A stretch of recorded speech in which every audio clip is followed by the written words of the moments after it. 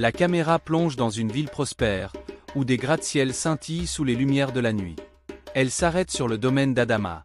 Un véritable palais entouré de fontaines dorées, des voitures extravagantes alignées comme des trophées, et des coffres débordant d'or.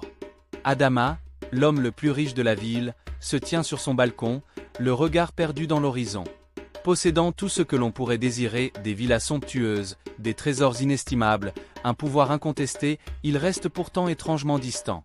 Car au milieu de tout cet éclat, une chose lui fait cruellement défaut. Un cœur généreux. Un vieil homme en haillons frappe à la lourde porte d'Adama, serrant une lettre.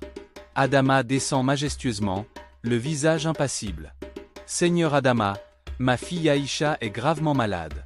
Je vous en supplie, aidez-moi à payer son traitement. Ce n'est pas mon problème. Travaillez dur comme je l'ai fait. » Le vieillard baisse la tête et s'éloigne lentement sous un ciel gris. Adama est entouré de courtisans rieurs à une table de banquet. Mais leurs yeux brillent uniquement pour son or. Il les observe avec un soupçon de tristesse. La nuit, seul dans son immense chambre, il contemple le vide autour de lui.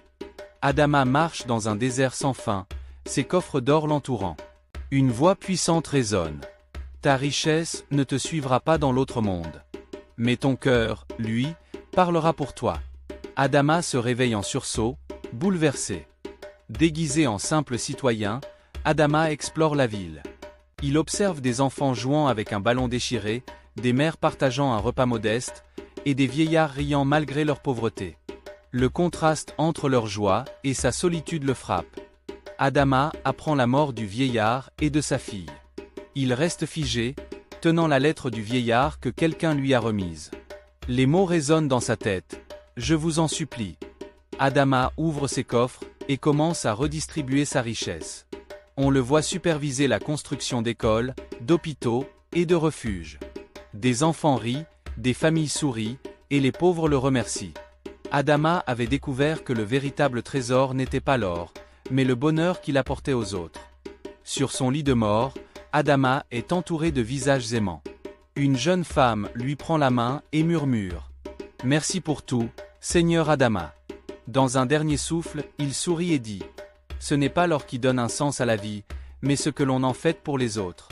Il s'élève vers le ciel, tandis que les gens prient pour lui. N'oubliez pas de vous abonner à la chaîne, d'activer la cloche de notification pour recevoir les dernières mises à jour, et d'aimer cette vidéo si elle vous a plu.